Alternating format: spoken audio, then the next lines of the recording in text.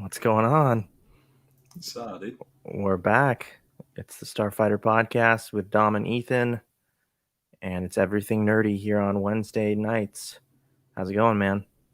doing pretty great. Yeah, I'm just kind of chilling today. For sure, man. I like that intro that you do. I saw that the first time you did that is when you took over on a couple Fridays ago.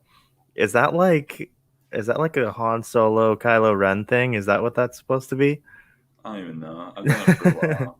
It's probably something on The Office. I stole like half my mannerisms from it. So, there you go. Gotcha. I'm basic. Well, hey, anything noteworthy to say right off the top, man?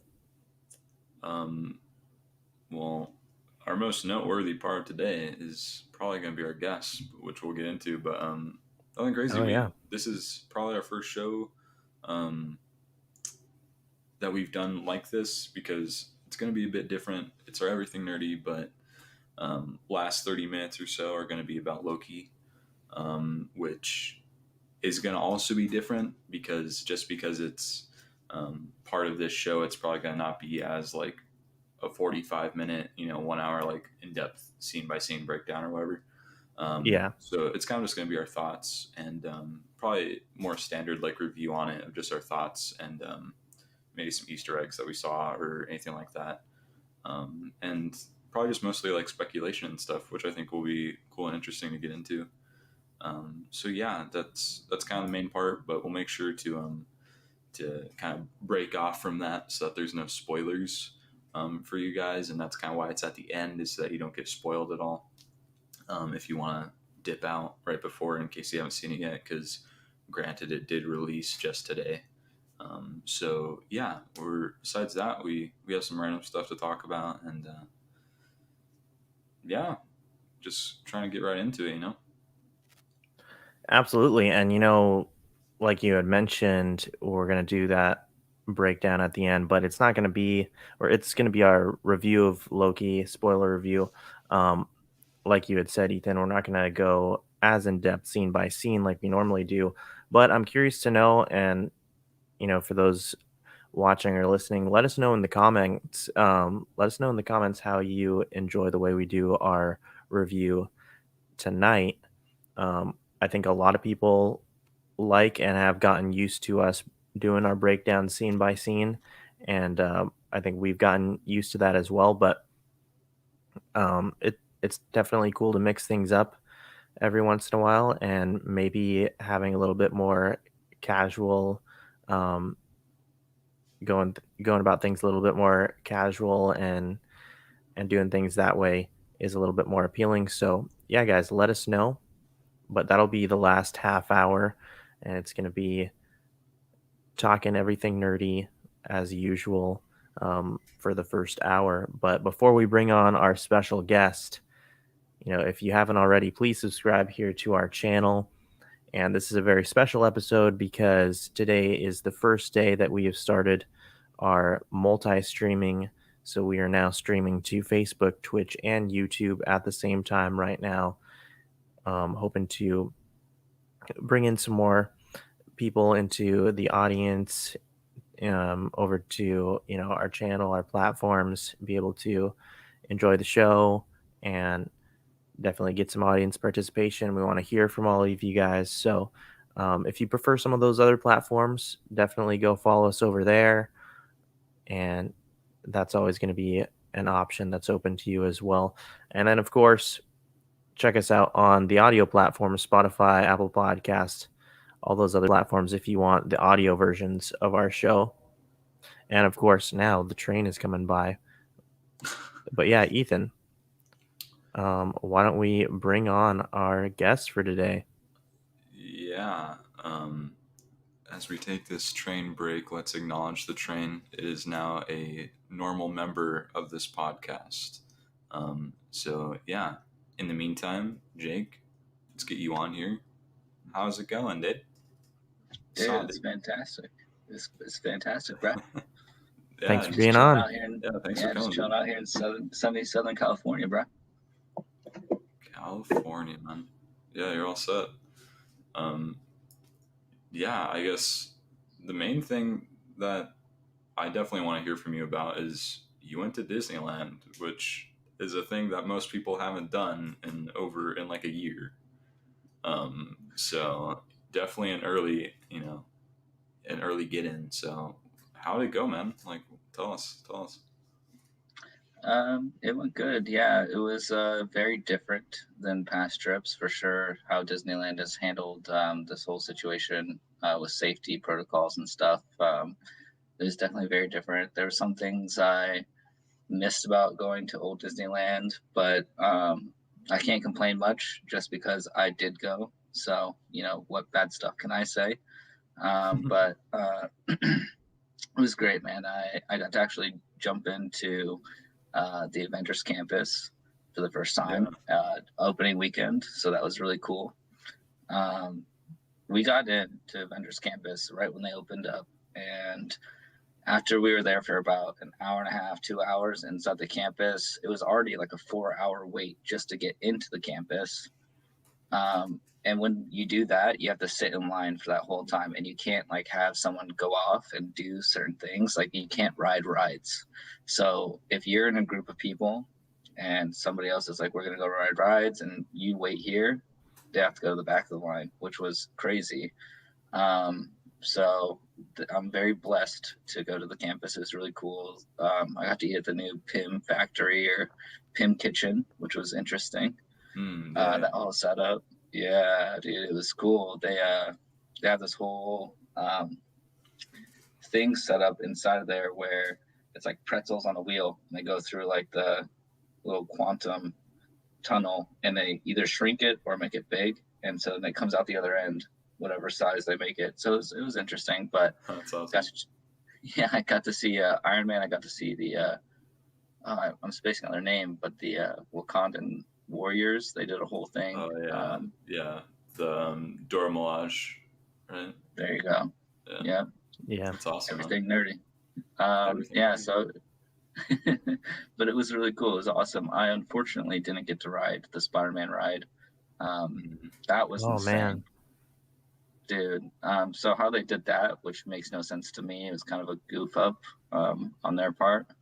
I was thinking, like what the flarkin is happening here, and and so what it was like 7 a.m. You had to get up and you had to like be on the app and like register to click on it, and it was like within, if you didn't hit it at the right time, like you weren't getting on the ride. And then they had another time like that at noon, and at noon, dude, the whole Avengers campus went silent. When I say I mean like no one was talking and everyone was down looking at their phone.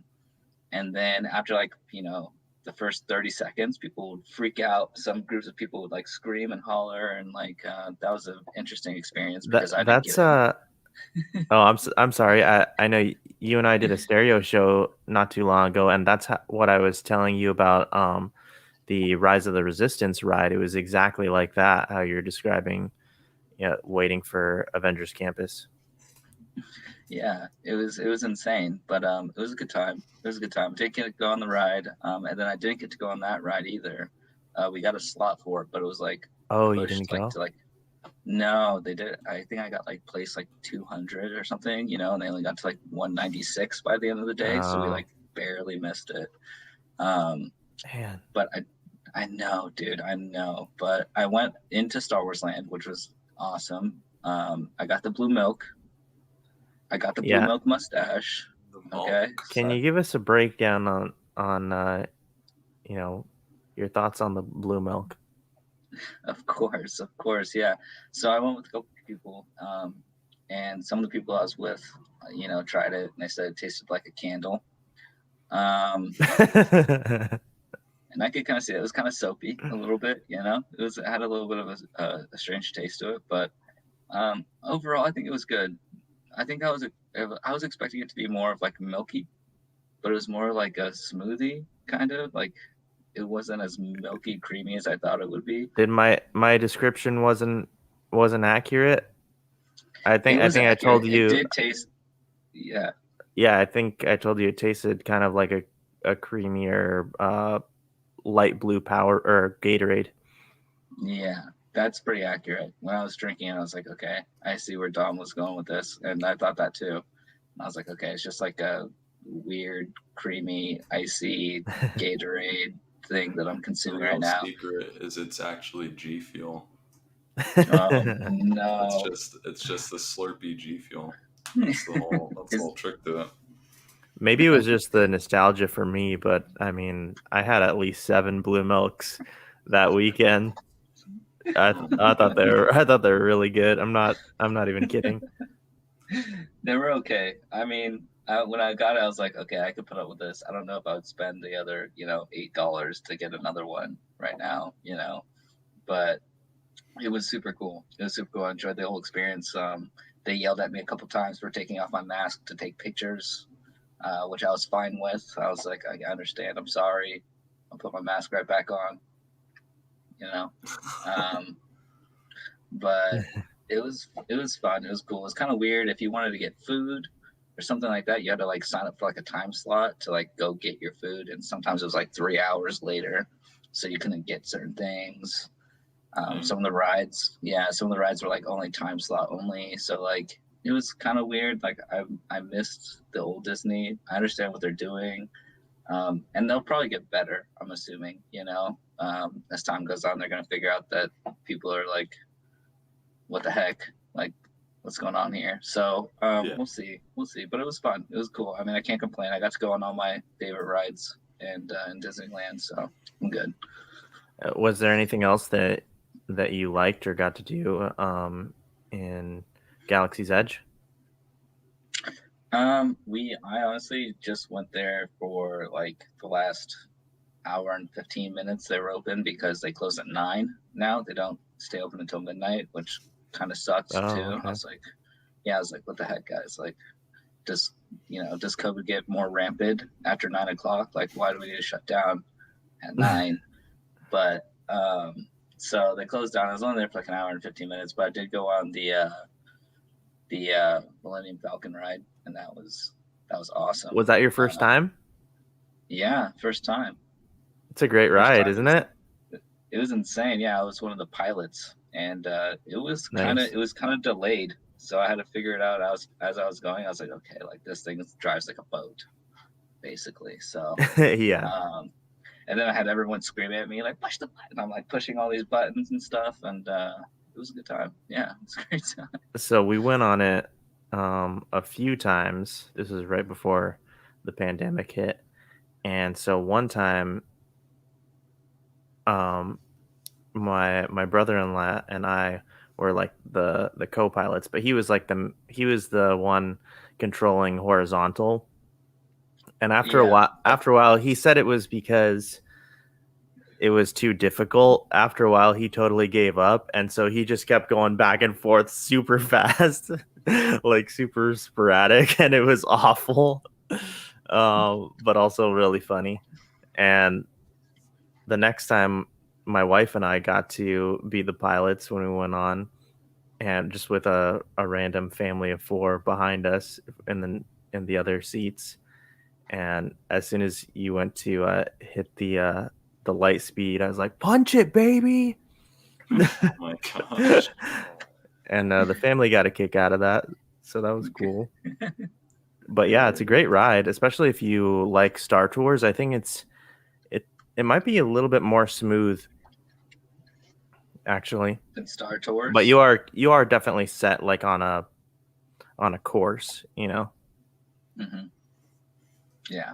I mean, it's like an interactive Star Tours, and it's a lot more smooth, and it's like also incorporates a game, so it's kind of like a Star Tours meets Buzz Lightyear ride. We have to dodge things, and like it's but yeah, it was fun, man. Yeah, Star Tours is the only. Well, I guess I can count Space Mountain, but Star Tours and Space Mountain are the only 2 Star Wars ones that I've done. Because Space Mountain, they turned completely Star Wars for a while, but besides that, like I haven't been for anything new. So it's been a hot minute. But, well, hey, to our viewers, just want to say hey to you guys. Maybe you're newcomers, but welcome to the Starfighter podcast. We're multi-streaming today for the first time on multiple different platforms. And so we welcome you and let us know how your day's going, and definitely join the conversation in the live chat. We'd love to hear from you. Um, there's not a whole lot of news, like noteworthy news this week. Um, Nick Nurk, he says, "Sup, boys?" Saw it. What's up, Nick? How's it going, brother? But I have a few topics that I'm going to shoot out at you guys, and again, hopefully, our viewers join in the conversation as well.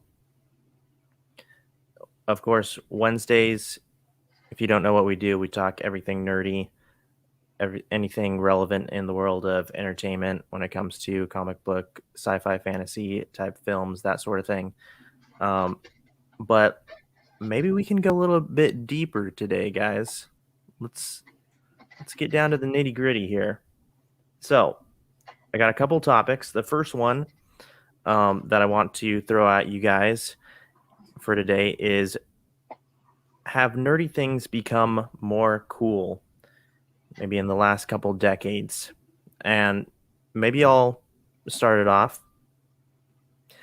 I know, I think other generations like before me, it was definitely common for people to get like picked on for being a nerd or liking nerdy things. But like when I was in school, there was still like a little bit of that, but for the most part, um, I mean, and I wasn't like I was kind of like, especially in middle school, just like kind of had a good balance. Like I've always been like a nerd at heart, but like I also love sports and loved art and music. So like I never really got teased, and like a lot of like the more like jock type guys or more athletic guys, like a lot of them like superhero stuff too. Um, and even, some of the girls in school as well. So, and then I think just like as time has progressed, I think I think nerdy stuff has definitely become a lot cooler. And I mean, later on, I kind of want to talk about how that's impacted the world of entertainment, and especially with movies. But yeah, Jake, what are your thoughts, initial thoughts on this subject? I agree with you 100% right now. I think that nerdiness has been pushed to the forefront of awesomeness. I think there's a lot of people, and honestly, I know we're going to get into it. I don't want to spill the tea on what I'm going to say later, but Marvel was like a pretty big component of that, I think. And not only that, it was like gaming too. Just gaming was kind of nerdy, and then everyone does it now. And if you don't do it, you know you're not cool. Okay, you're not even part of the clique. So like gaming, comic books, anything like that, really, anime, even with the rise of anime, that's kind of nerdy. That was like a very small group of people, and now it's huge. So I agree. Yeah, the more time has gone on, it's been better for any nerddom that's happened, for sure. Yeah, I like that point about the games that you bring up because, that's definitely the case. Like you were saying, a little bit less accepted by like the general audience or people, but as something cool, but nowadays, I mean, that's just become a lot bigger, playing video games in general. But not only that, we have esports now, which I urge people to not maybe not necessarily get into if that's not your thing, but I think that it's definitely something to check out and actually watch some of these top players, no matter what game it is. Ethan and I, we both, is everything okay right now with the mic and everything? Yeah, I was just gonna plug in my Ethernet real quick. Okay, no worries. Yeah, but so going back to esports for just a second, Um, I know Ethan and I, we really enjoy watching like top level Smash Bros. And like Dragon Ball Fighters, those sort of things. Um, but I mean, there's so many different games that you could take a look at. And again, when it comes to video games and playing at this top level, I mean, these people, there's just like no denying it. These people are super Yeah. talented, and it's a different type of talent than people think of, because it's like, oh, well, it's not a real sport, right? It doesn't take skill, it takes a lot of skill, and it takes a lot of like coordination. And I think the biggest thing is reaction time. And actually, reaction time with video games will also help you with reaction time in real life in a lot of cases. But um, yeah, so I think esports is just like super interesting and something that has become more and more prevalent. I think it's awesome to talk about, and definitely, watch some of these top level players and see the crazy things that they can do. Yeah, Jake. Well, I just want to jump on this gravy train right now about just hyping up how good sports are for the people and their minds. Strategy is a big part of games, especially video games. Not only that, but problem solving. So I think that in critical thinking of how to figure out to like, if you're even just playing something as simple as Call of Duty, like you need to understand the fact where they're going to come from, where's the Yeah. like best place to set up, like like figuring out a strategy and problem solving different situations has been, I think that's a good thing for sports as well. Like when you start playing games more, that's why honestly I'm not gonna say it, but usually the kids that play a lot of video games, like not a lot, like to like the point where it's detrimental, but like good at games are usually really good in school because like they like understand like how to problem solve and like figure things out. It's like a puzzle. So Yeah, and the games have, not to just stick with one subject here, but just to go a little bit more in depth, games have really evolved, and like you were saying, have gotten more and more complex. I think I had mentioned to you guys last week, my wife and I did another VR game. It was like a Alice in Wonderland, and the whole thing was not just like immersive into the world and all like these crazy themes and colors and whatnot, but again, like Jake was saying, it's the problem solving, and you really having to work together, and it's not easy. Like that game was not easy, and a lot of games really take a level of skill and focus. So I think that's definitely something cool to think about and take a look at if you guys have never checked out any type of esport. But Ethan, let's hear from you. Probably just a reminder. What's the original question? Uh, Yeah, yeah. just for So we're kind of talking about, in the last decades, how nerdy things have become more cool and like openly accepted um, as cool. so I'm gonna give a hot take on this one. Okay. Okay. I don't think it's the fact that it got cooler. Because let's be honest, a lot of comic books and stuff, that's why a lot of movies are based off comic books. It's not the content got cooler, but it got more mainstream. So I think the fact that it's so mass produced now, it makes more sense for people to watch it and be interested in it. If we're talking about like when it's just comic books, you had to look further, I feel, to be involved with anything that was nerdy. You had to go to a comic book store and get stuff. It wasn't just something that was on the TV 24/7 or constantly had stuff coming out. But kind of like with anything, think about building a YouTube channel, right? Over time, there's more content and people are going to start getting more interested in it. And the MCU wasn't crazy. Like, it wasn't crazy. They didn't have a whole lot going for them until they started ramping it up more and more. People knew about Marvel, but let's be honest, it was more nerdy at the time to know about comic books and to go out of your way to read and find all these comic books than to find an easily accessible movie at the theater. You know, it's a lot more difficult being like, hey, have you read this specific comic book than being like, hey, did you go to the theater and see Avengers? I think it's a bit more like that. It's like I know a lot of people that didn't watch a whole lot, that haven't watched like any other Marvel movies, but they saw Endgame, you know. So Yeah.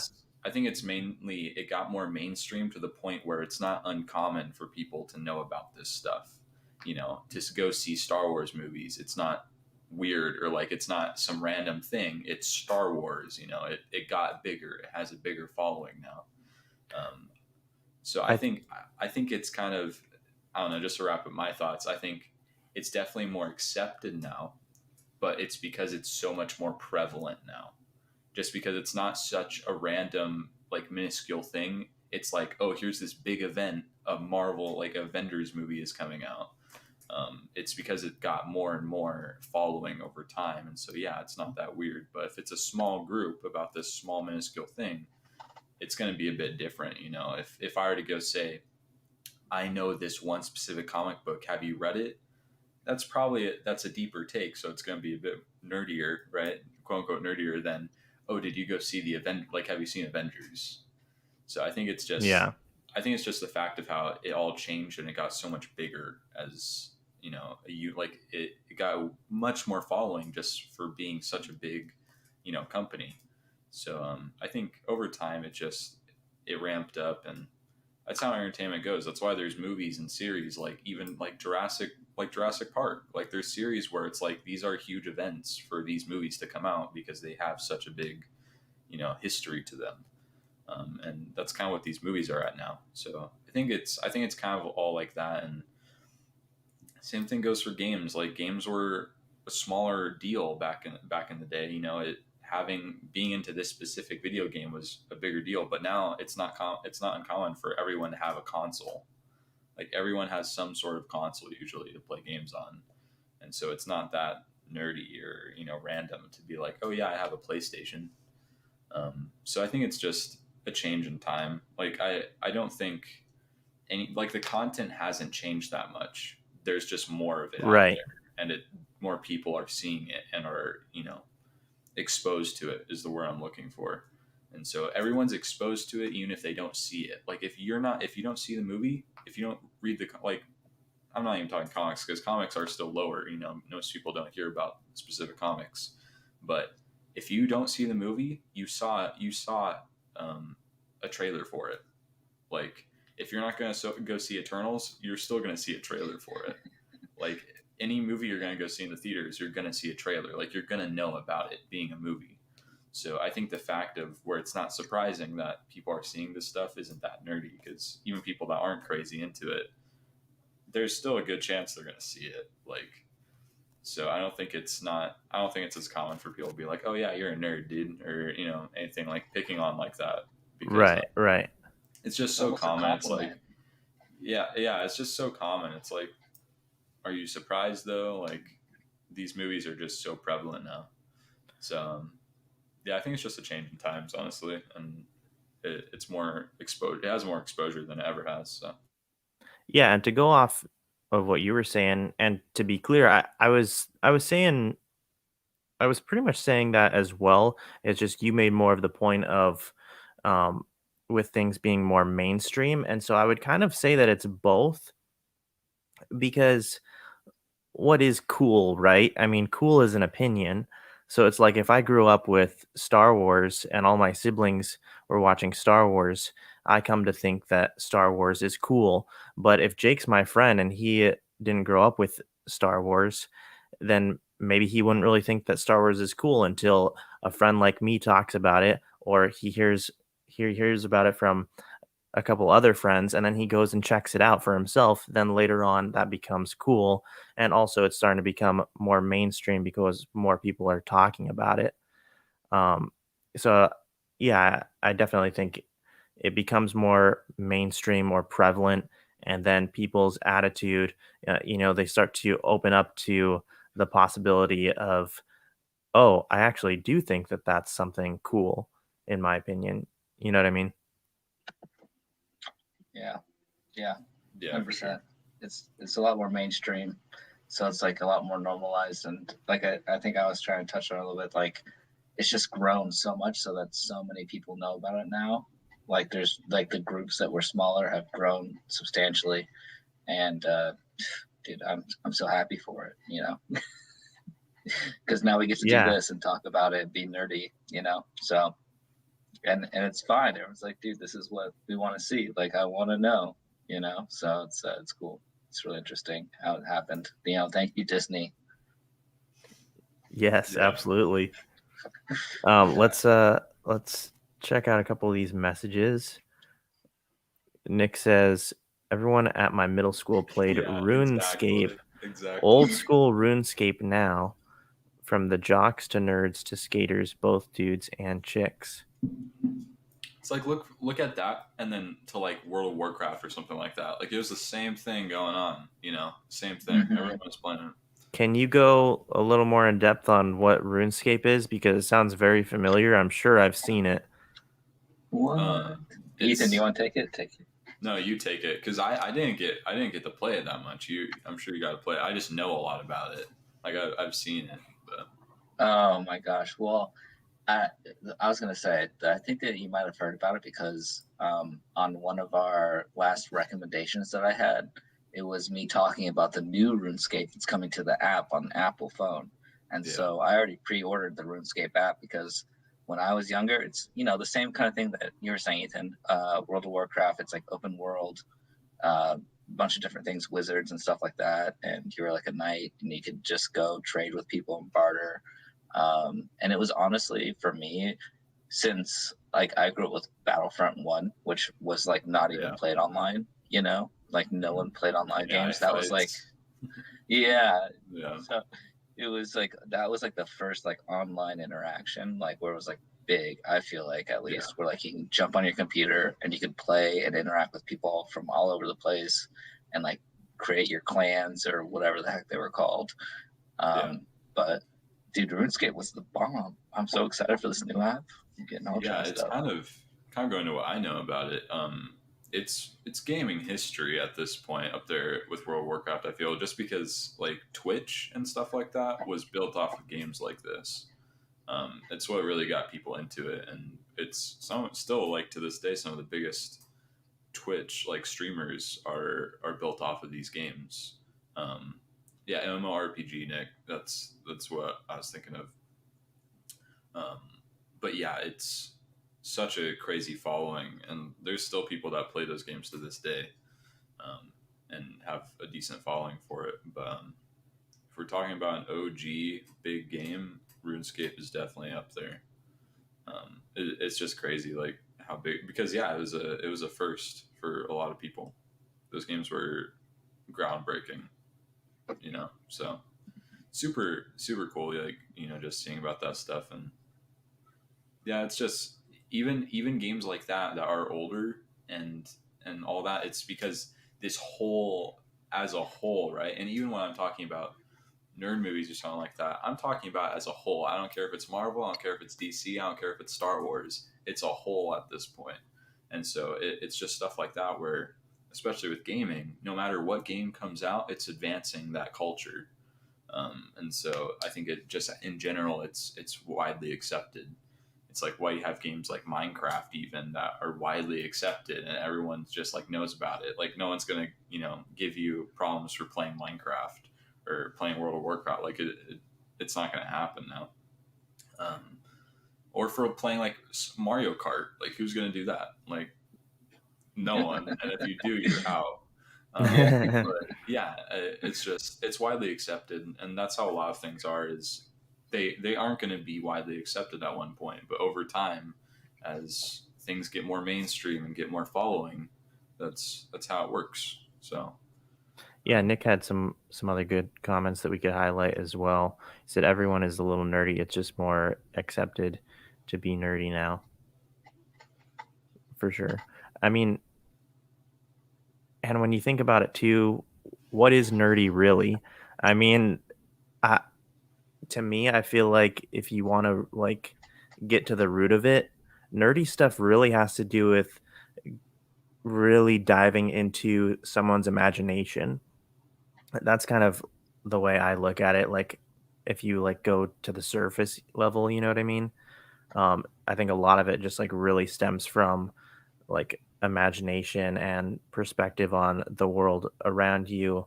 but then also how can I use these different elements, maybe elements that aren't um, normally seen in our world, and then build a story off of those things. That's kind of how I look at it. Yeah, to be honest, I've never been able to put a definition to the word nerdy or nerd like ever, and I don't think anyone ever really can. Like put a dead set on it because it's one of Yeah. those. It's a word where it's based off of feeling towards a certain subject, and when it's based off of feeling, you're never gonna have a direct description of it for anyone. And it's always going to be different to someone else. But you can look at content. Someone can look at like something that you and me do not think is nerdy. It can be like some history, some like history documentary or something like Yeah. that, and they'd be like, "Oh yeah, that's kind of nerdy." Like it doesn't have to be video games and Star Wars and all that. Like it could be some crazy literature thing or whatever. It's just like it's just always going to be different. And so like I can't really like we could be having this everything nerdy show right now and talk about like some history book, like it's always gonna be different. So I think it's funny just kind of working around it, and I think it's just a care for something. Like I don't really even know how to explain it. It's just an Like a interest, passion. like a Like passion you have a passion. that someone can have in something, and so or a passion that might not be quite understood. A passion that someone else or that a good amount of people might I not like that. Yeah. exactly share. And so just because it's based off of such feeling, the definition for it has to also be based off of feeling. A passion is something that goes from person to person. And I think that's, yeah, Jake, that was a perfect word is it, you're never going to be able to measure it like ever from person to person. You can't. So I think that's the funny thing is, um, just how everything works and mainstream and all that. There's always going to be stuff that might be nerdy. So, but Nick yeah, had also said that universities now offer scholarships for esports. Shut I up. would love to talk about that for a sec. What? You're telling me Is this that a if you thing? can, you're telling me that if you can pop off in Fortnite, you get a scholarship.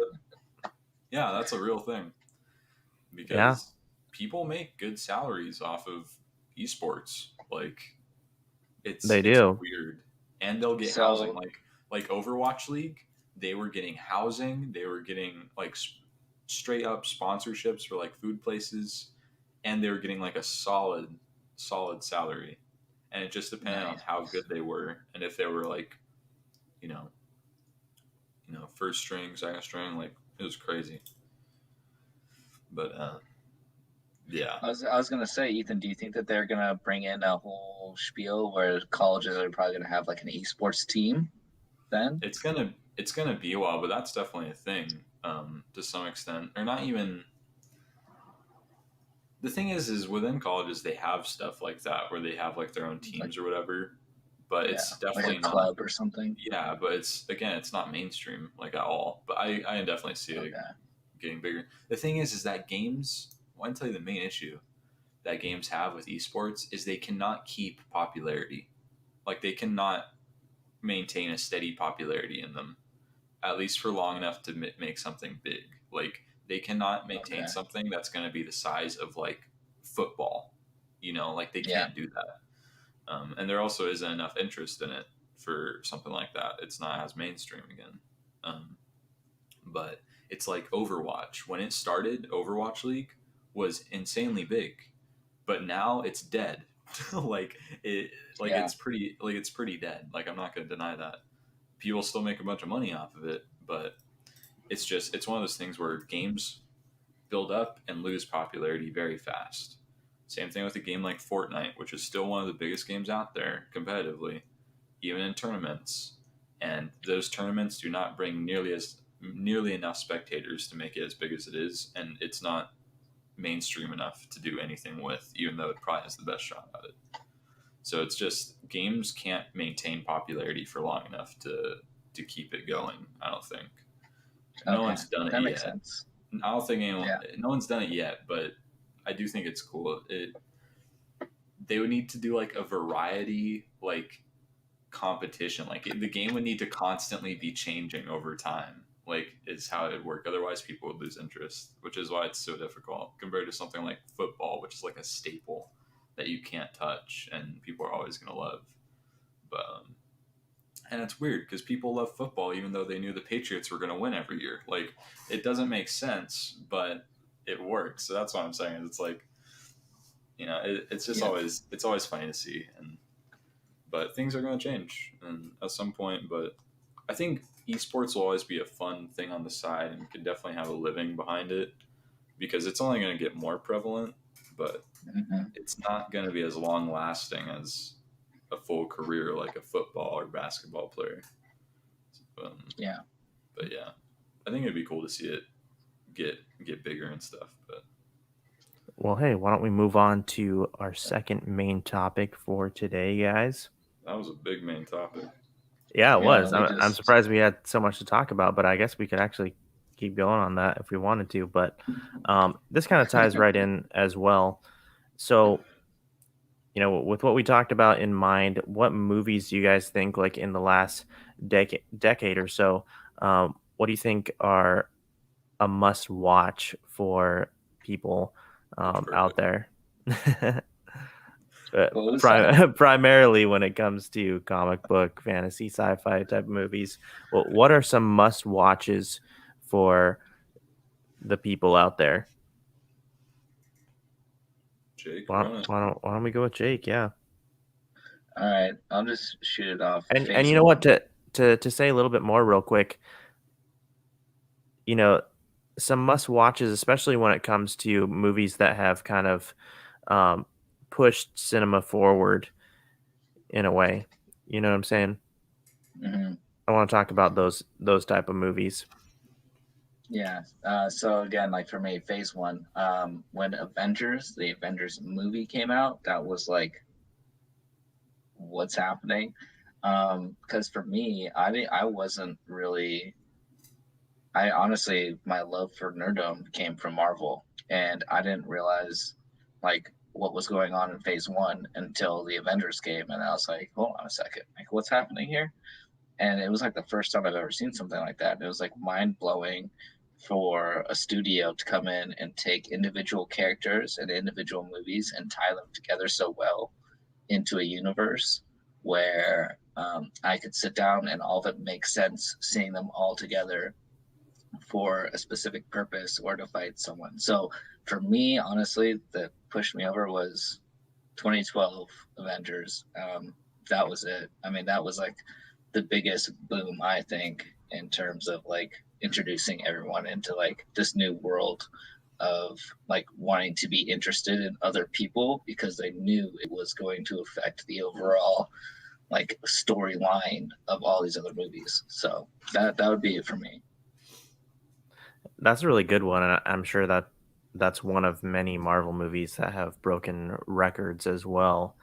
Um, and yeah, you think back to I remember opening at night with Avengers, and it was definitely you're witnessing something special, 100%. Yeah. You got one off Yeah. the top of your head, Ethan? I was gonna say like phase one, like Iron Man stuff, because that stuff like built up all the movies I would be excited for like my entire life, you know. And it's funny how movies like that, kind of like what Jake was saying, is in the minuscule characters or characters that you wouldn't go see a one-off movie of. Now you want to go see it. Like who wanted to go see Guardians of the Galaxy? Like no one was crazy about Guardians of the Galaxy until they went and saw it because of how much it was going to affect this universe. Um, but and Dom, I'm gonna steal this one from you. Dark Knight, like, come on, Darn it. like I. It took me a while, like a bit, to get to Dark Knight, but when I saw it, it's hands down like one of the best, like just smoothest um, comic book movies like ever. Like it's like a perfect tone to it that isn't like childish or like kiddie, but it also gets like Batman, like the character, and Joker across like perfectly, like without being too like sappy or anything like that. Um, it's the reason why I love like darker comic book movies like Winter Soldier and it's like that tone like just works so well, especially when everything that you've seen about the character is like kind of like, playful. Like any Batman comics and or like animated stuff that you saw like was kind of all over the place, especially with like Joker. Like you never really took him serious like that seriously. And so I thought it was just like a perfect representation of what like could be done with a story like that, and how just like real it was. And yeah, it's a super good movie. I'll never forget it. Yeah, Yeah. wasn't it like Scorsese, like, I don't know, not too long ago, sometime last year, he was saying like comic book movies weren't cinema. Do you guys remember that? Yeah, Um, Yes. and then It's the same story, and I was then like, literally we've had multiple comic book movies win awards before that and after. Like, I think right after that. Wait, no, that's too far away. But it's like you think back to I mean, that was probably I, what, I think 2016, 2018. I don't think it was that far back when he said that. It was more recent, but It was Dark Infinity War. Yeah. yeah, Dark Knight is a perfect example of something that I think is was really groundbreaking for a comic book based movie. And then um it's like stuff like Black Panther stuff. I mean, I think Avengers Endgame is like probably the most obvious. It's like yeah, that's just a must watch. You know what I mean? Like, how can you not watch that? It's one of the biggest movies in the world. I mean, it's what is it, like number 2 after Avatar, which is also a Oh nerdy gosh. movie. It's also a nerdy movie. It's like uh, again, for the people that are still stuck under a rock and don't think nerdy things are cool, it's like the a couple of the very top high grossing movies out there are nerdy type movies, but um, just really in depth when it comes to creativity and storytelling and imagination, all those things. Um, yeah, absolutely love Dark Knight, though. I could talk about that movie all day. Jake, did I you have have anything you a wanted to add? Yeah. Yeah, I just have a correlation that I'm going to show to you guys later when we break down this Loki thing and how I think it relates to the Joker.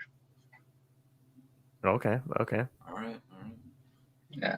There's some things that were said that I was like, this is reminiscent here. This guy. Loki's he's reminded me of someone. So we'll get into that later.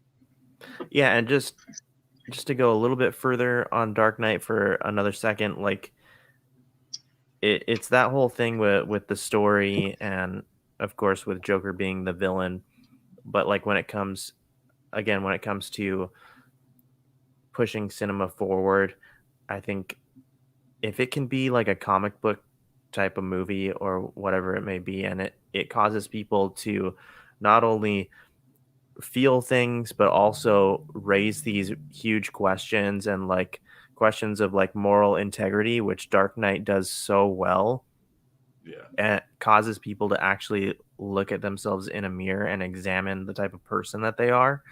I mean that's just, it's amazing storytelling that you can do that with like just a huge world full of creativity. yeah, for sure. I think that's the one thing that I've always been very glad of with comic book movies is in the making of comic book movies, there's always some purpose to them, right? Like whether it's like some moral, lesson. And Star Wars was a big, had a lot of focus around that. They were very. That's why Dave Filoni, why they put quotes at the beginning of every Clone Wars episode is because it's a big deal to George Lucas and to these creators of, taking these people that might be socially awkward, just like whatever, and teach them real lessons through stuff that they can relate to. And I think that's one of the beautiful things about all these movies is even though they might seem like they're not that deep or anything like that, there's always something that I feel like, especially growing up, that I'd be taking away from these movies. And I know for the Zoomers out there and and going forward, I'm sure it'll continue to have an effect on people, and not just through comic book movies, but for movies in general. I think people are understanding that you can really teach something and give good representation for a certain cause or anything that these movies are really doing a good job at. And so I think it's good just learning life lessons and stuff through something that everyone can relate to and some common ground that people can find.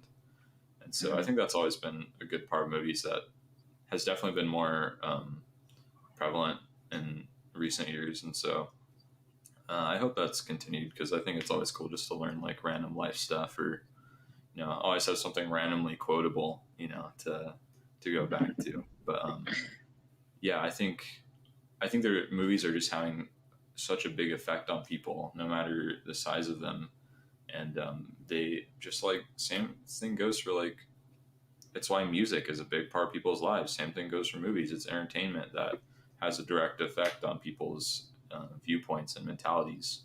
And so I think it's cool when you can take a good cause and or just like a good lesson and kind of wrap it up into the stuff. And that's why I think Dark Knight and Marvel movies too sometimes do a great job at giving these real world issues and thoughts and a question of morals. And you get to think about this stuff on a deeper level, and it really gets your mind thinking about some stuff. And Yeah. when you can take a movie, especially something that's sci-fi or comic books or whatever, and have it play an instant role in your life and your thought process, that's insane. Because you have a guy like Stanley that went and made characters, and wrote all this stuff out, and that is having an effect on people to this day, as to lessons and morals. It's like, how many times have we heard great power comes with great responsibility? Like, come on. Like, it's stuff like that where it just has a direct effect into our lives. And I think it's really funny to think about. And I think that'll continue to get more prevalent going forward. Yeah. And on that Yeah. note too, with the dark and gritty, that's why me personally, I loved, unpopular opinion, the Amazing Spider-Man series. Oh yeah. Is because it was all about choices. We like and them the choices too. that he made. Okay. Well, I know Ethan Not the does. I don't know not the Dom second does. not the second one, but Yeah. the first one. But the I impact of Gwen didn't Stacy mind the second dying, one that much. I didn't mind it too Yeah. much. Wasn't as characters good, were but yeah. shoddy. Yeah. But the whole thing with Yeah. like there was But the there's story's a price there. to pay. Yeah, Yeah, there's a price to pay for having this power, and just seeing that all play out with the deaths that happened in those movies. Like that's why I personally love those Amazing Spider-Man movies so much, is because they like impacted me. By the end of the movie, it wasn't even throughout the whole movie, but like there was a storyline that they weren't completely showing the whole, and by the end of it, I was just like, oh my gosh, like, so yeah. Yeah. Yeah. Yeah, it definitely, tugs at the heartstrings, the Amazing Spider-Man series for sure. Yeah. I think the first Amazing Spider-Man, it's hard to put, like, for me so far it's been hard to put any other Spider-Man movie up to that, just because I have such like a love for darker movies. Like, I love Winter, like, it's weird thinking that I put Winter Soldier up to like Avengers movies, like, in my mind, or like Civil War, and so I love that first Spider-Man movie. Plus, it's like one of my most random like favorite villains ever because of that animated we watched. Like, Yeah.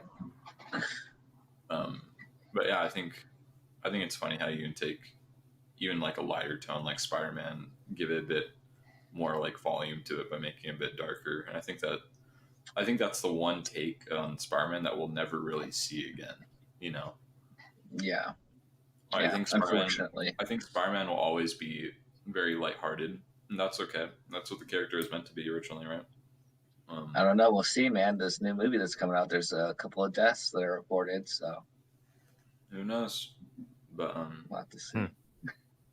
Yeah, I think it'll be cool just to see what they do with it. But I think that's one take on Spider-Man that we'll never see something like exactly like that again. So Yeah. I think it's always just same thing goes for Tobey Maguire and Tom Holland, and it's all different Spider-Man. Like, I think it's cool to see all that stuff, even into the Spider-Verse, like very different takes. And I think getting that across the board, especially because in comic books there are plenty of different takes on stuff. So I think I'm getting some representation for all of those is nice, and it just gives you a better idea on what could be done with comics. Well, hey guys, some great points you both make. Enjoyed talking about those subjects with you. We're getting close. We're 5 minutes away from our spoiler review of Loki episode 1. For our viewers watching right now, watching on the replay, leave us a like, hit that subscribe button for us. If you haven't already, we would really appreciate that. And continue to drop us those comments either in the live chat or again, if you're watching on the replay, let us know your thoughts on the subjects that we're talking about here today. But before we get into our Loki review, maybe there's some recommendations that we can give. Maybe we can do this segment right now. Jake, anything new you're watching? Any games you're playing? Let me think about this. New, I'm playing, watching. No, only thing I want to say is Loki. I'm watching Loki. So if you're not watching that, Yeah. go watch that show. I know I'm one of the few people in the world right now that's watching Loki. So Yeah, go watch it. I need to go watch that. So I'm watching that, but besides that, the whole RuneScape thing, go download and pre-order the RuneScape app. Okay, I'm gonna throw it in there again because I'm waiting for it. But nothing else besides that. I need to catch up on Transformers too, so I need to get on that. Yeah, I just finished episode 4, and we're talking about Transformers, the Netflix series, War for Cybertron. So season 2 is Earthrise. I just finished episode 4. It's getting really good. Of season 2. Of season 2. So Okay. I've got 2 more episodes to go, and then I can start season 3. Again, guys, that's my recommendation every week. It's only 6 episodes long for each season. Did you already watch Earthrise? No, I haven't Oh, watched okay. Earthrise. So you've only so I'm, seen like, season behind. 1. Yeah, so I've just been. Okay. I wanted to wait till season 3 came out for me to I was like, I gotta, because once I start, I'm gonna be like, okay, what's gonna happen next? Gotcha. Because that's how good the show is, man. It's like I can't wait for it. Like I'm trying to wait it out, man. So yeah, and then of course we're getting into Dragon Ball Fighters, and we're watching Dragon Ball Super, both me and Ethan. So that's been a lot of fun, enjoying that. Also reading some of the Dragon Ball comics right now, enjoying those as well. Very humorous. And my friend just let me borrow his Xbox for a while, so I'm playing Squadrons, which I'm kind of a little bit late to that, but you know what? It's fine. It's cool. We're still out here, and I'm excited to hopefully do some streams where we play Squadrons soon, and some other games as well. But those are the things off the top of my head, Ethan. What do you got? I don't really got much going on that I can think of. Nothing new. Like I said, I've been watching Dragon Ball a bit, but I'm pretty standard. I just watch YouTube half the time. So, but yeah, one thing I thought I shout out because me and Dom did go on another podcast and we did do an episode. Oh yeah. And it's on Lannon's podcast, family of ours. And so his podcast is called Diabolically Casual on Spotify. It is? Yep, yeah, name change. So Since when? Since recent. So okay. kind of going into it's kind of what it's pretty standard as to what the podcast is. It's just us kind of chilling, and it's diabolically casual, you know. So it's not the Dice Cast anymore? No. Okay. So all right. Yeah, go check it out on Spotify. We did a bit of an episode on there. We had fun with it, and it was pretty chill. So not exactly the stuff we usually talk about on here. So if you guys want to hear us talk about some other random stuff, go check that out. It should be the Round Table 5, I think is what the episode's called. And so yeah, go check it out. That's all I really got. Nothing new. nothing worth talking about. Like there's new stuff, like Fortnite got an update, but I'm not going to talk about that. Don't even touch the game now. It's terrible right now. But yeah, I'm all good. I'm all good. I'd much rather talk about Loki than my issues with half the games I play these days. Yeah. Well, hey, they're fudging it up. They're fudging Yeah, it rather up. than me falling at half the games I play. we just I made get it to see Ethan sitting there. He's like, "What the flarkin's happening here?" Which I'm making that joke to make a point later on in the episode about a flarkin. Right. There is a flarkin sighting, everyone.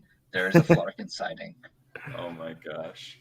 All right. All right, we made it to the hour mark. We're going to be doing our heavy spoiler review on Loki episode 1. Hoping that you guys will. Yeah, if you don't want to be spoiled, we'll catch you next time. Leave. Again, please leave us a comment and leave us a like. Continue to stay tuned with our other shows coming up. But one more thing. Feel free to stick around. Feel free to stick around. That we haven't really talked about yet. Another thing I can shout out. We did a gaming video last night. Go check it out. Yes, it was kind of a test. It was a little bit of a test stream, working out some of the kinks. We've pretty much got things really smooth, but sorry to interrupt, Ethan. Yeah, no, so gaming's probably the smoothest it's going to be. So yeah, go check it out. Had some fun last night with our friend Alex. Go check it out. It's pretty chill. Just us playing some Smash Bros. So go check it. Leave a like. Do all that. Please. Thank you. But yeah, if you do not want to be spoiled by Loki, get out of here. And if you do, get over here. Besides that, I think one more thing I'll say to that is, don't worry, guys. We are going to be playing a bunch more different games, and we're going to be including other friends, as well as doing some party games and including the audience for our Starfighter gaming edition that we do feature here on the channel. Jake, we would love to have you on for some episodes of that if you're down. So we will figure that out. Oh yeah. Well, I'll mention that towards the end. No, actually, I'll mention it now. Next week we are doing. And hopefully Jake knows about this. Next week is trivia night. Yeah, Jake should know about that. Next Friday? Yeah, Friday. let's say Friday. 18th. It is Friday. Yeah. Next Friday we're going round 3 of Nerdy Trivia. Jake's coming back. I believe I will be competing this time. So that'll be a lot of fun. Looking forward to that. Yeah. So that's next Friday. Yeah, my name will be Jake, part of the Revengers. Because I need some revenge. Yeah, try pop off on the trivia. Just if everything goes right, I should be hopefully co-hosting because I don't have good questions for it. So hopefully it'll be fun. If I do questions, I'm gonna do something really random that you guys won't know, just to be that guy. Yeah. What's up, Zach? Some weird questions. Zach Gilbert says hi. Hey, Zach, how you doing, man? Hey. Welcome to the Starfighter podcast, where we talk all things nerdy. We're about to get into our Loki episode 1 breakdown, so there's your spoiler warning. Yeah, full spoilers, as Biff would say. Make like a tree and get out of here. Yeah. Be careful, man. Yeah. If you haven't seen it, just beware. Oh, 80s anime. That's a crazy question. What's your favorite 80s anime? You got one, Jake? I'm zooming out here with my super vibes. I can't speak. Yeah. I need to phone an uncle to get anything for you. Yeah, the only 80s anime I watched was the old Ninja Turtle TV show, and I don't think that's anime. So I'm bowing out. Pokemon. Can we count? I don't even think Pokemon's old enough for that. I don't know. I don't think so. But I mean, I think that was 90s. We just mentioned it's not 80s. I don't think it's 80s. It's 90s. But yeah, me and Ethan have been getting more into Dragon Ball Z lately, And Yeah, so I'm I, on the basic anime. yeah, Basic. I'm reading some of the comics right now, which is a lot of fun. There's But just all so right, much. hopefully you guys can stick around. We're getting into our Loki episode 1 review. Yeah. Sorry, And I got really so excited. so again, guys, a lot of times when we do our reviews, we do a scene by scene type of breakdown, but it's going to be more laid back this time and casual. And let us know in the comments if you prefer the way we do our review here tonight. Maybe we'll do this way a little bit more often. But yeah, would love to hear from you guys and how you guys enjoyed episode 1. But why don't we go right into things, starting with Jake? Maybe we can get your initial thoughts and kind of where your expectations were at to begin with and if they were met. Okay. I was gonna say, I don't know if you want to talk first because I'm gonna talk for 3 hours. It's all good. My You initial, have my 30 initial, seconds. yeah. Oh, gee. I'm kidding. So for me, expectations were met. I didn't really have any expectations going into it, rather than obviously after the first WandaVision show, I know this one's going to be kind of hinting at a lot of things more so than Falcon Winter Soldier. So I kind of am going in with an open mind as to what the plot is and stuff like that. But besides that, the beginning of the show was fantastic. I love the arc that they're doing right now. I can't wait to see it play out. And the visuals were good. Owen Wilson, first of all, as Mobius, like that guy, and Loki, his acting was fantastic. So I was very satisfied with the show for sure, Yeah. 100%. That's Well, awesome. I don't know if you yeah. saw, but I accidentally put up the Bad Batch review for a second. Not like this. Not like this. Uh, Yeah, great points, Ethan. Let's hear from you, man. yeah, kind of like what Jay was saying.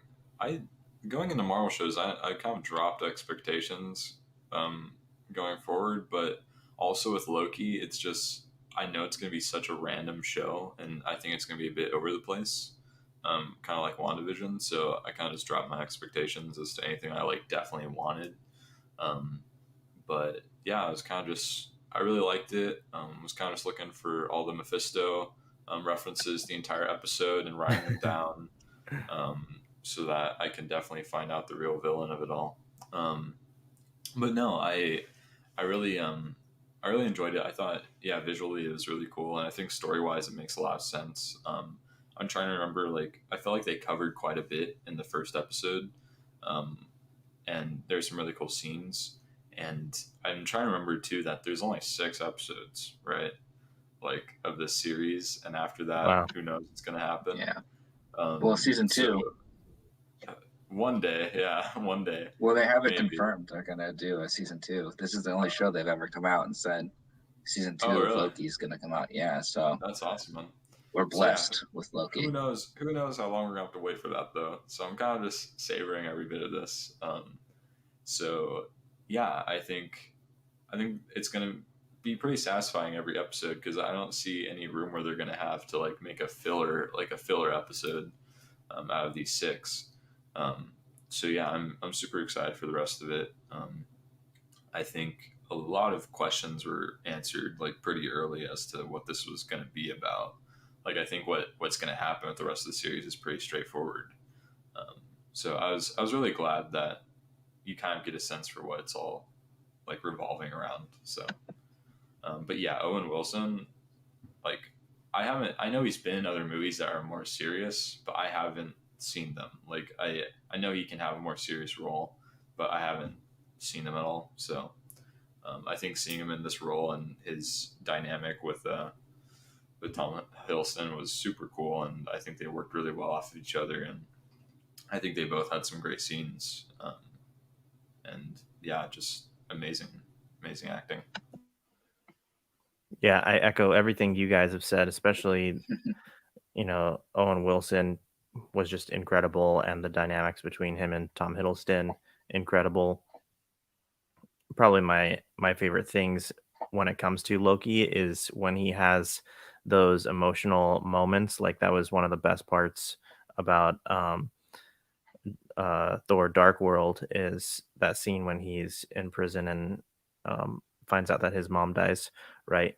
So to see more of that, we'll probably get into it in a little bit, but to see more of that from him, and then also um, it's kind of when he comes up against his own mortality and seeing himself be killed in the other timeline with Thanos, which we'll also touch on, um, and just like have to see his acting chops and his reaction going from sad and scared to then kind of having like this crazy laugh. I mean, it was just perfect. He's really showing off his acting chops, and um, I think he's just really evolved as the character of Loki and gotten so much better because from Avengers 1, originally I wasn't really blown away by him. But over time he just got better and better for me in my opinion. And when it comes to like my expectations, I didn't really know exactly what to expect, but I thought that the trailers all looked very intriguing, and the cinematography is really good, and I really like the color tones. Curious to know. So those are pretty much my initial thoughts, and really, really enjoyed this episode. But curious to know if you guys had any things that you didn't like. Um, I think the only complaint that I have is just one scene. I guess I might have two, but really, it's mainly this: the scene where he goes into the desert.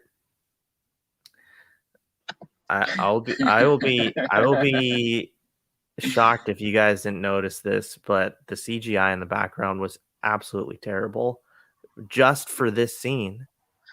I didn't Just for realize. this just for this scene. I didn't know what was happening. I'm like, "Thi," and it's surprising. It's like, it's okay, like, it's forgivable, obviously, but, like, I was just so surprised by it because, things have been really good in Falcon and Winter Soldier and in WandaVision when it comes to the effects, but, like, the desert landscape behind him was really bad. Um, but that's not really a big deal or anything, and it was a short scene, so that was Which really is kind my of main weird. complaint. Yeah. That's kind of weird because they finished Loki before they finished those other two shows. And the producer or creator of the show just came out and talked about that. I'm not trying to hit on the Mephisto train right now, but she was talking about that painting, right? When the kid points to the Yeah, mural, it's a devil. So she actually came out, the creator of the show, and she was like, "We shot this way before WandaVision, and so like we didn't know the they're lying. implications." Oh, They're Ethan's lying. coming out hot.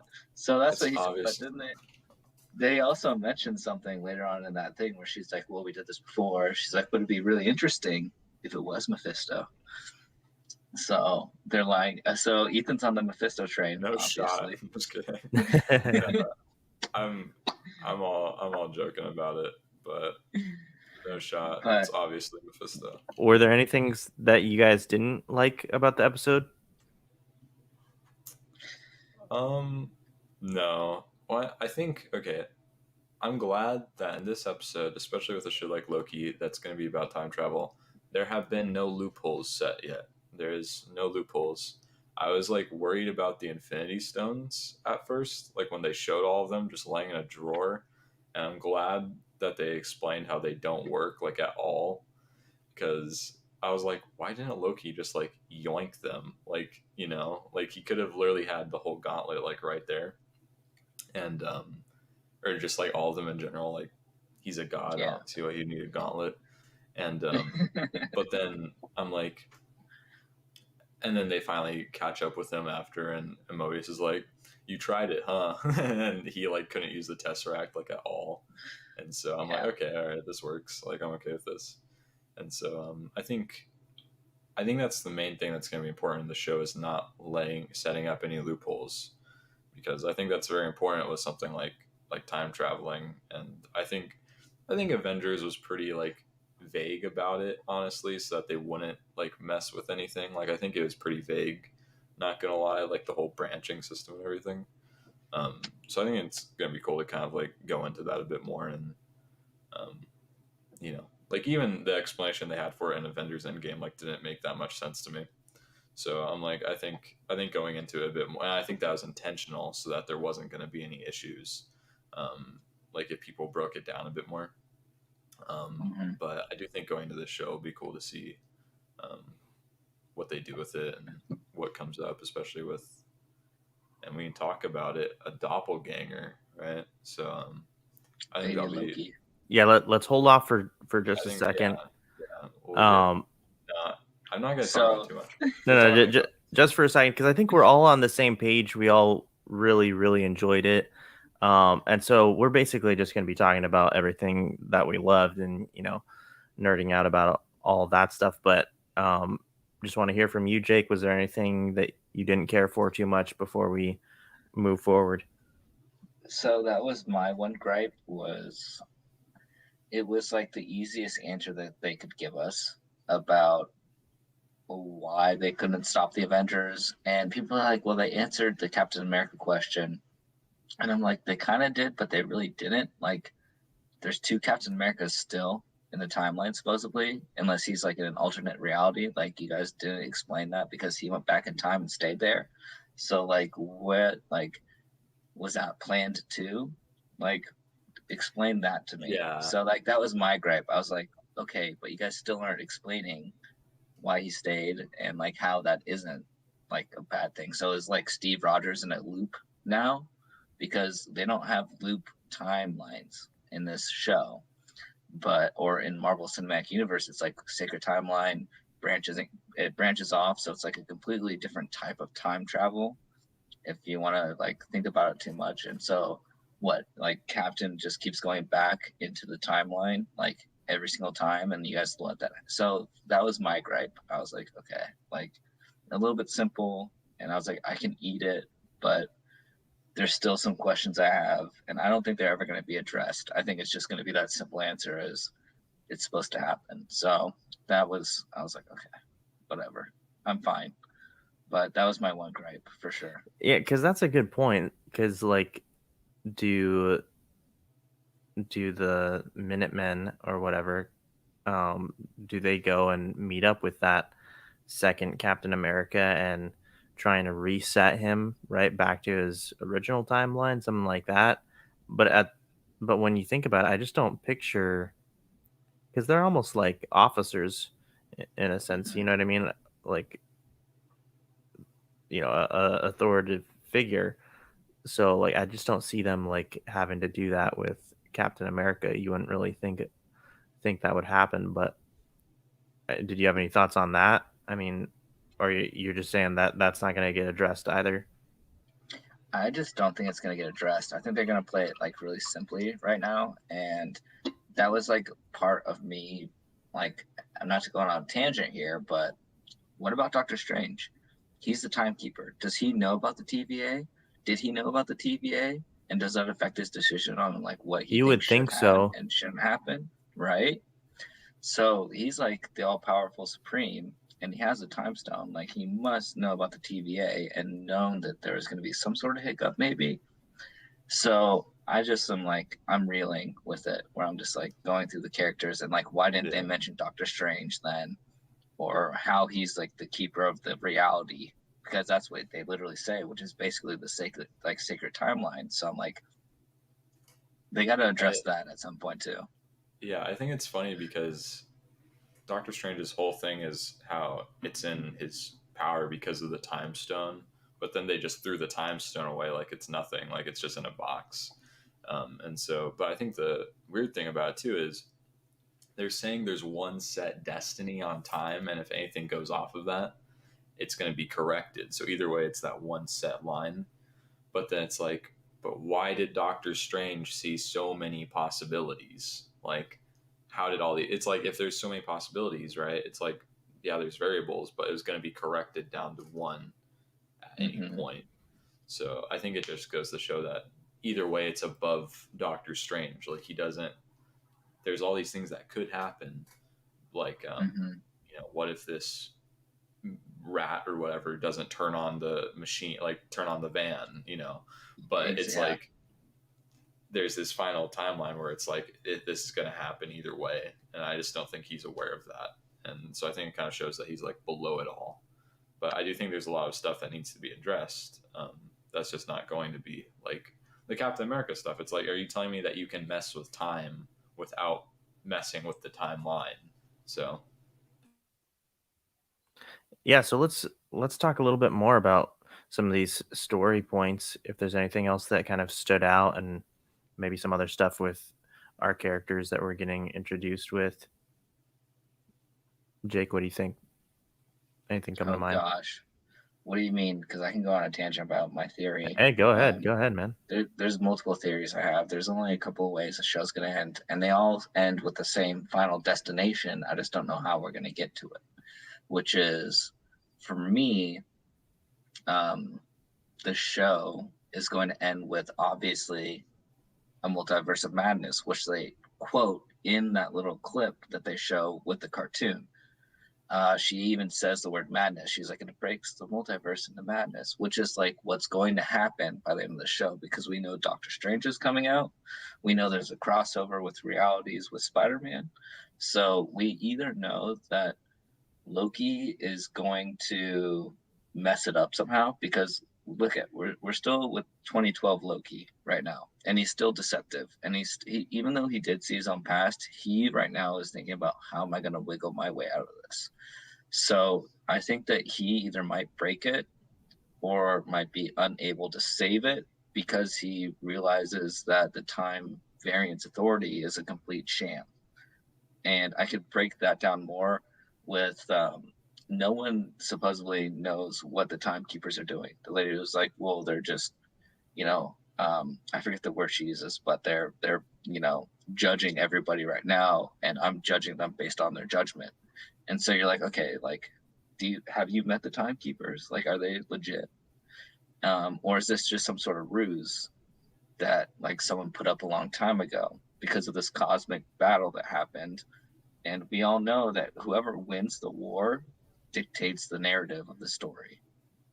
So I'm thinking, me personally, that we have Lady Loki coming. We know this, and she's not going to be the big bad.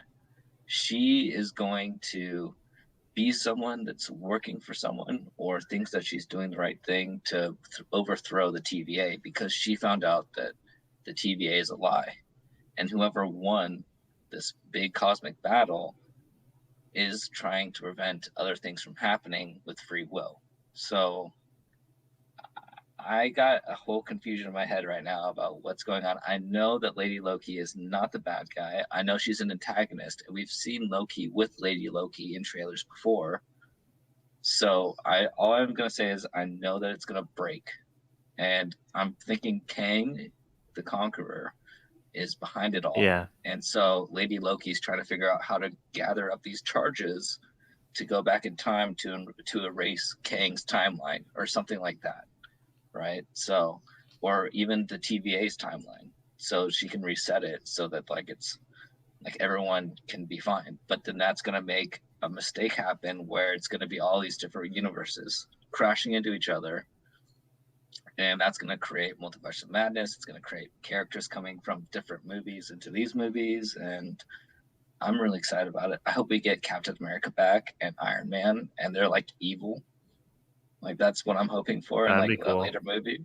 Like I don't know, it would be in Secret Wars, but That'd be really cool. Something like that happening. But I just know it's gonna go into shambles, and Loki's either gonna figure out that the TVA is a fraud and help Lady Loki try to figure this out, and then Owen Wilson's gonna have to come to the fact that he's part of a system that he didn't realize was like fake. And then that's going to set up like multiverse of madness, and it's going to just break everything open. But I just went on a rant, and it was probably really hard to follow. But No, it was good. That's where I'm sitting. It was good. If you have any more theories, we'll circle back around at the very end.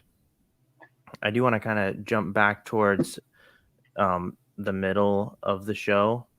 Ethan, maybe we can talk a little bit about this Loki being captured and kind of how this really plays out with the episode. And I think really the psychological aspect and everything that Loki is really dealing with because he's being kind of interrogated and um, trying to figure out, or he's trying to talk about like his motives to Mobius.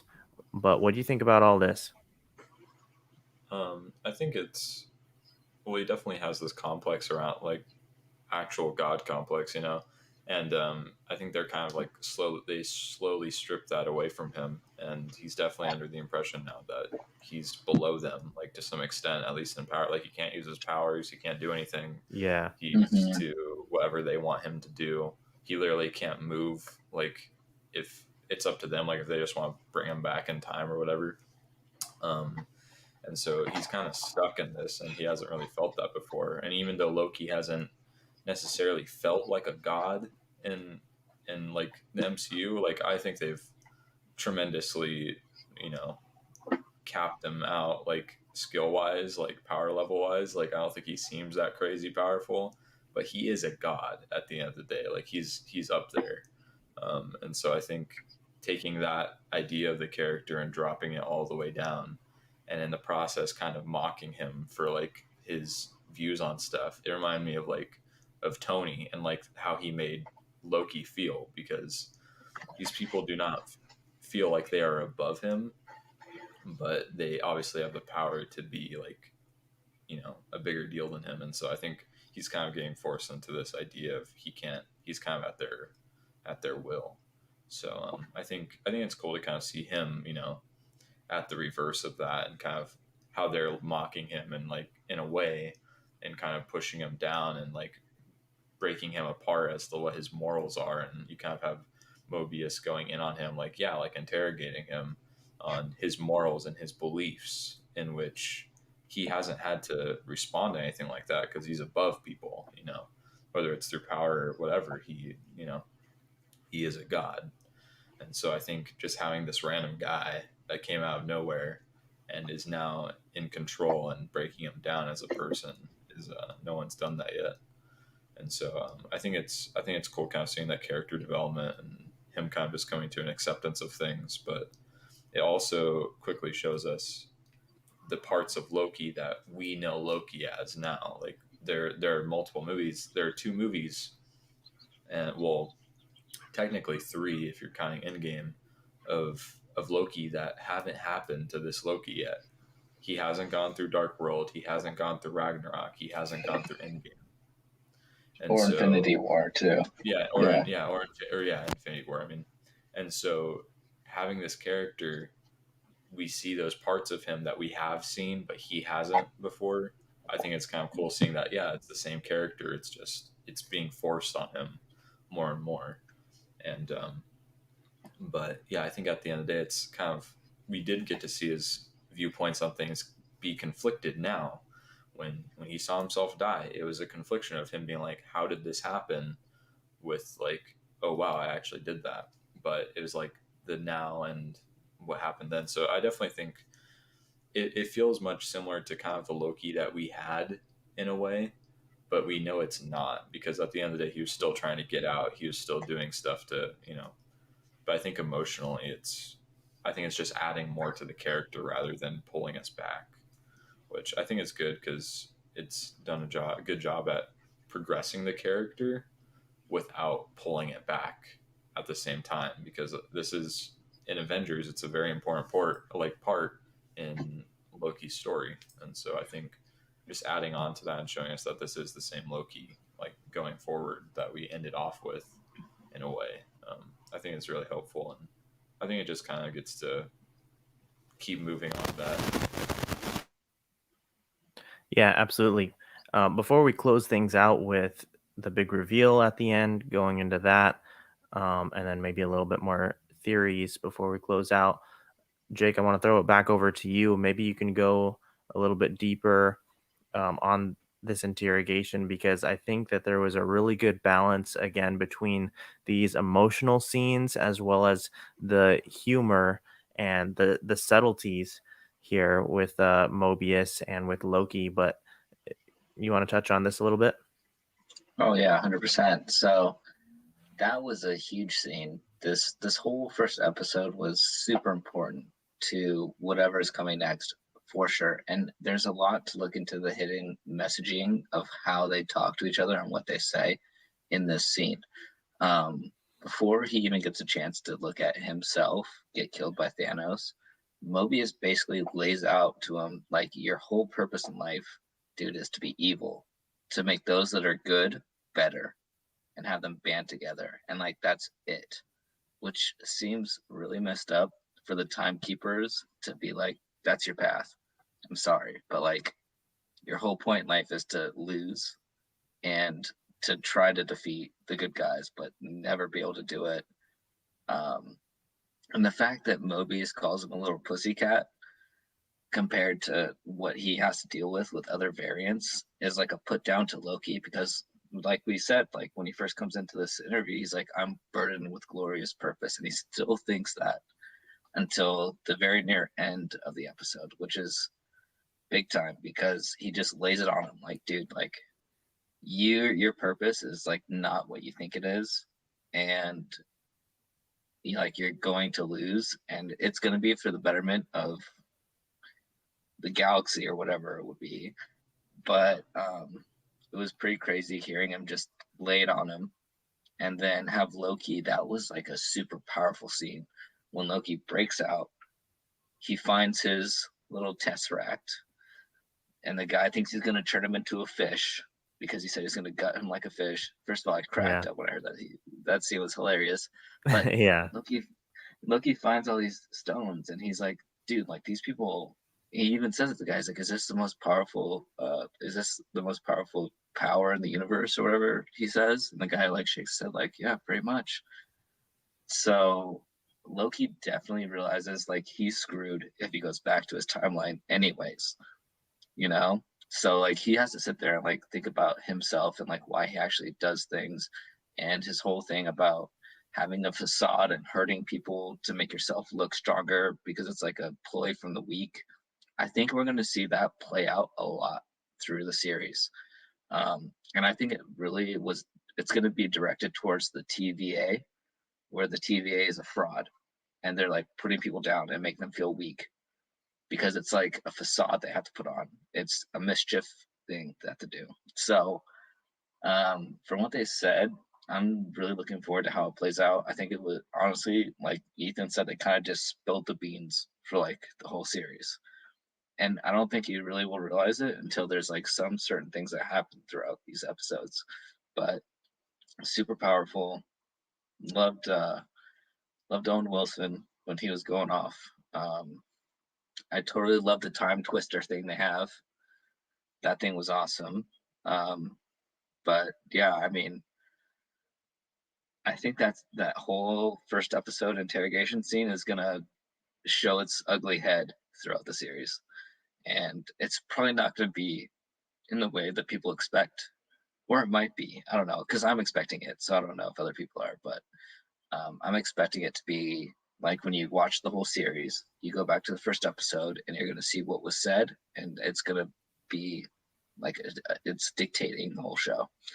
So that's how I feel about it. Yeah, absolutely. Great points, man. Why don't we move on to the conclusion of the episode, the big reveal about his double or doppelganger, and realizing that the person that they're after is just another version of Loki from another timeline. What do you guys think about this, Ethan? I definitely think I don't know. I don't think it was that surprising. Like when he started saying it, like I was like, oh yeah, I know who it is. Was And it a little so too Gemini boy for you guys? just, yeah, just a little bit. A I little bit, don't a little bit. I don't know it.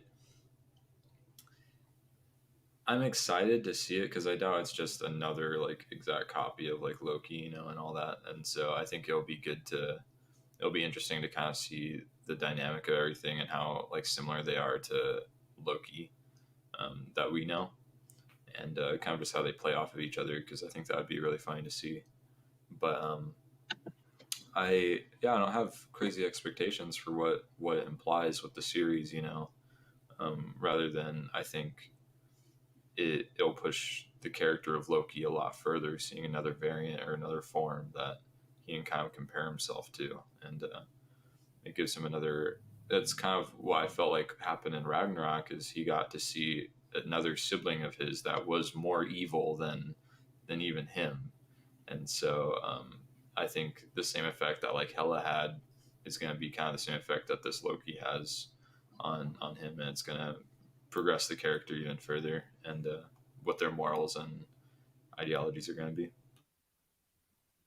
Yeah, that's interesting you say that because towards the end there, he tells Mobius that because he was being asked, why does he kill people? Does he find enjoyment in it? And he tells them that he doesn't, and he doesn't like killing people. He doesn't want to. Everything he's done is what he felt he had to do. Um, Kind of like that survivor mentality, but also he pretty much calls himself out and just lays it out on the line. Going back to what Jake said, as far as kind of um, being weak, but showing off, um, trying to show off or put out this persona that other people need to be fearful of me and bend to his will, that sort of thing. Um, but yeah, Jake, your thoughts on this reveal and how we might see Loki's character progress in the future. Yeah. So um, for me, I'm thinking, first of all, this whole first series is going to be character development. I'm convinced of it. They might tease a big bad of some sort, but it's mainly going to be Loki trying to figure himself out, and that's why I keep coming back to it. It's still the 2012 Loki. Like, he's still going to try to wiggle his way out of it somehow. Like, he's going to have this conflict of trying to do good, um, but also try to do good for himself as well. And I think it's going to come back to bite him in the butt by the end of the series. And I think that that's where Multiverse of Madness, Doctor Strange comes from, and even Spider Man's probably going to be the beginning of it, where he ends up succeeding in disrupting the sacred timeline. And by the end of the series, he's going to be like, oh my gosh, like, what did I do? Because now um, I think that he's going to have to deal with it. And I think that Lady Loki, who's definitely at the end of the episode, I think is going to be a huge part of that character development as well, where she's going to be talking to him about what's right and wrong and what the TVA is doing. And he's going to be like conflicted and being like, okay, like, yeah, the TVA is someone bad. Like, I don't like agree with them. And he's going to try to get his own agenda going again, but it's not going to be his own agenda, if that makes any sense. It's going to be something he thinks he's doing and realize that it's wrong. So for me, I think that this girl, this Lady Loki that's coming, is going to actually help him in his character development, um, realize free will and the power of free will and the effects that it's going to have on everyone else. So I'm stoked to see what happens, but she gruesomely just torched a bunch of TVA So agents at the end you're there. saying that that was Lady Loki at the end with the fire? Yeah, yeah, because what we know for so far right now is Marvel just came out and said that he's non-binary, right? And in the next episode, they're going to address that. They're going to address it being a girl Loki Yeah. and how, yeah. So they're going to go out, they're going to address it. It's going to be a thing. Um, but she's not the big bad. She's trying to fix something that she disagrees with, and right now he's working for Mobius, and Mobius is going to be that guy probably throughout the next couple episodes that is like, TVA, they're great. Wow, TVA Oh is my god. awesome. right? So Yeah. that's gonna be Owen Wilson, and then he's gonna meet up with this one girl that's Lady Loki. That's gonna be like, no, the TVA is a lie, and so he's gonna have to like figure out like what's right and what's wrong, and it's gonna build his character through this, and then by the end of it, it's gonna be madness, and he's Yeah. gonna realize in this madness how bad it actually is to not have like some sort of order. I'm not saying that the TVA is right. I'm just saying that like there has to be like a power above everyone else to kind of realize and like figure everything out and say what's good and what's bad, but not Yeah. for their own doing, but for like the universe's well doing. So So that's where I'm let at. me get this straight, because sorry, because you're definitely more informed with some of this Marvel stuff, and definitely with Loki and his background. So are you saying Lady Loki and his doppelganger, they're the same person? Is that kind of what I'm hearing? Yeah, and when he says we're hunting you, I don't think he means a specific one individual. I think there's you as in like multiple different variants. We're hunting down the variants of Loki. I don't think that it's gonna be her as a That's bad guy. interesting. You know what I'm saying? So I think he's like, we're hunting you, like we're hunting Loki, but it's not a single individual. We're hunting like the Lokis of Yeah. whoever's creating this madness. And that's where we're going to touch base with the President Loki, which I got my pin. I ordered it yesterday. It's coming in the mail. Vote for Loki, um, but or Loki for president. But I think that we're going to see a couple different variants, and she's going to be the mainstay of like keeping like kind of this like moral ground with him, kind of being like you should trust people, but you also need to know who to trust, and like there might be a higher power, but like you need to like understand what they're doing, and like it's just it'll all come full circle. I think Yeah. 100%. I think the main thing that a lot of people forget, and this is why what you're talking about, Jake, is completely reasonable, is Loki isn't born looking like the Loki we have, right? He's an Mm-hmm. ice giant, right? So he's a shapeshifter at heart. He's going to take many different forms, no matter which, branch off it's from. He takes a lot of different forms, but it's Good all the point. same. It's all the same Loki at the end of the day. It's just one took a different form. Who knows? That's why you can't determine, what. There's no set Loki. He's always gonna, they're always gonna be a shapeshifter at the end of the day. So that's why you have Lady Loki. You can have the Loki we have. You can have any kind of Loki. You could have a frog Loki. Like it doesn't matter. So it's Yeah. always going to be all over the place, which is what gives them so much freedom to work within this. Is it's not one set Loki. I think that's one thing a lot of people forget is that he wasn't born looking like this. He's technically an ice giant, and Mm-hmm. so he's always going to be shape shifting into something, um, and it just means he took a form, and some other variant. So, um, but either way, at the end of the day, it's always going to be the same Loki technically. So. Mm-hmm. Well, hey guys, we got to wrap things up here. Was there any closing thoughts you wanted to get out real quick? Yeah, I'm gonna say the nightmare sentence. They said, "Trust me, nightmares come in." They pointed to a devil. It's Mephisto. He's there.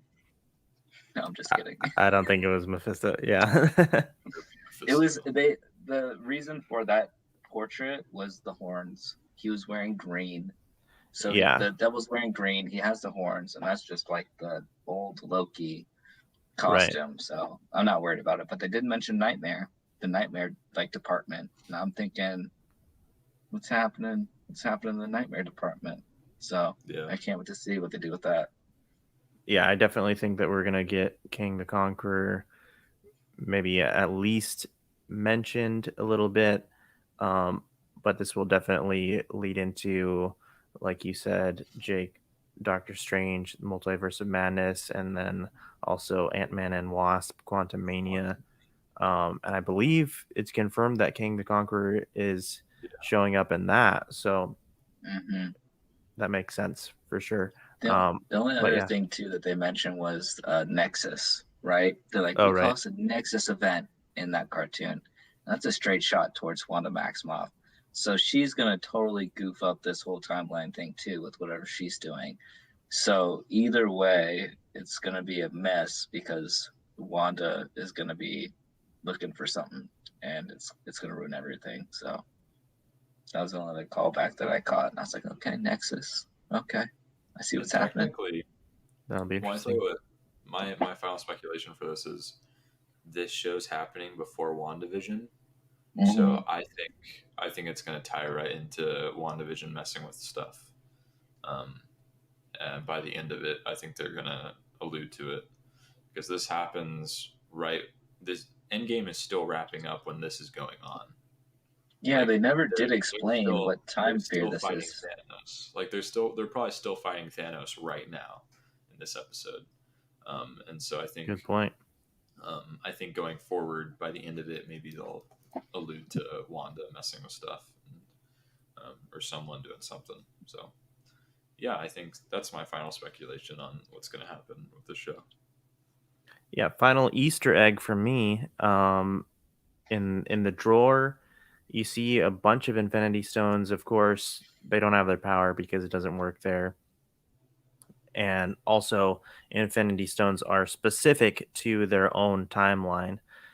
So they don't work in someone else's timeline. They're just specific to one area of the universe. But there was no Yellowstone, which is the Mind Stone, I think. There wasn't. There was no Yellowstone in the drawer. That might be a I little bit of an saw. Easter egg. There was the orange one, but there was no yellow. And so that might be a little bit of an Easter egg, but to be fair, the one of the guys had also mentioned that people just use them as paperweights, so maybe it's just around the office, which is kind of funny. That was really funny too. Yeah. But yeah, that was just a little Easter egg takeaway. I think we all really enjoyed this first episode. I think that's going to pretty much wrap up our review. So thanks a lot, guys, and Sure. appreciate Jake being a part of this episode 1, kicking things off here with the Loki series. But yeah, why don't we get out of here? Ethan, anything noteworthy that we should capitalize on before we head out? No, but keep your eye out for more gaming stuff. You definitely got that all figured out. Go check out. It was just a testing video, but I thought it was pretty fun. The little video we did Yeah. last night should be on the channel right now. And so yeah, go check that out. We should be having our Bad Batch episode come out as per usual this Saturday or Friday. Are we doing it Saturday? It'll be Saturday, I think. Yeah. Okay. Yeah, so that'll be out on Saturday. So check that out, or be ready for it. And yeah, I'll let you guys know. Otherwise, this is how it's going to be, kind of with the whole Loki Bad Batch thing, getting stuff done, and then we'll probably have some gaming stuff come out in between on random days. So yeah, that's pretty much it. Yeah, like Ethan said, keep an eye out for some more gaming stuff. Plenty of them are going to be like pre-planned. Some of them are also going to be pre-recorded, but don't be surprised. Like possibly even tonight, I might be doing a little bit of live streaming, doing some games, and so we might just be doing that here at random times again. You can check us out on Facebook, Twitch, and of course YouTube, and subscribe to our channel. Leave us a like, all that good stuff. You can also catch our podcast on audio form on Spotify and Apple Podcasts. And yeah, appreciate good reviews over there if you can. Jake, thanks a lot for being on our episode for Everything Nerdy and our review of Loki. Yeah. Always Thank you for always having good me. having you on. Yeah. Yeah. Well, all right, guys. Thanks a lot, everybody. Thanks for tuning in. We will catch you guys next time. See you.